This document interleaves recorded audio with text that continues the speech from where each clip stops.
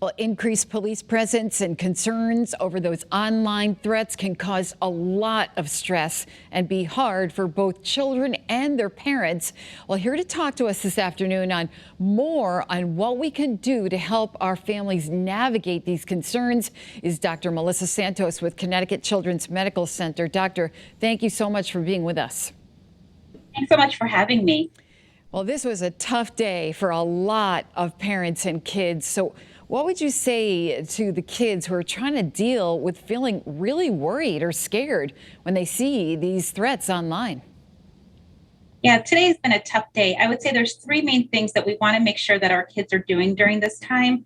The first is that we want to create opportunities for our kids to really talk about what's happening with them. And we want to give them the opportunity to talk about that in whatever way works best for them, be it play, be it drawing, be it talking. And we want to reassure them, but we don't have to fix everything that's going on. Sometimes kids are really hesitant to talk to us because they feel like they're going to be told that their thoughts, their feelings are small, or they're going to be dismissed. So I think we really want to create opportunities for them to talk and not to feel like they have to be fixed along the way. The second is I think we have to be careful about how much they're taking in terms of this information. It's a lot, the amount of information that's been going out today, and we want to be careful about how much they're taking in.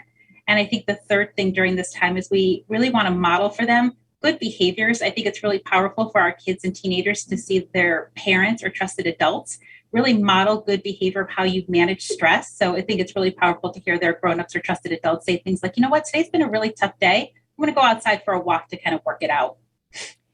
A lot of parents are feeling the stress too, and a lot of them have questions about how much information they should actually share with the kids about what's going on and what's happening with these threats.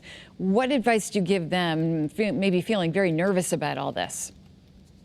Yeah, I think we probably want to limit it a little bit more for our younger age groups than for our teenagers. And I think it's where that important communication with our kids is going to be really critical during this time because they may be getting information from ways that we don't know. So I think the more that we can limit it at home and then talk to them about what they're seeing and what they're experiencing, I think it's going to be really important during this time. Yeah, I mean, it's been really hard for a lot of these kids for the last year and a half or so. What's the impact of these threats and how do they affect mental health? It's a great question. So we know that these threats are occurring at the same time that we're having our mental health pandemic for children. And we know from research that you don't actually have to be involved in a traumatic event to feel the impact of being in a traumatic event.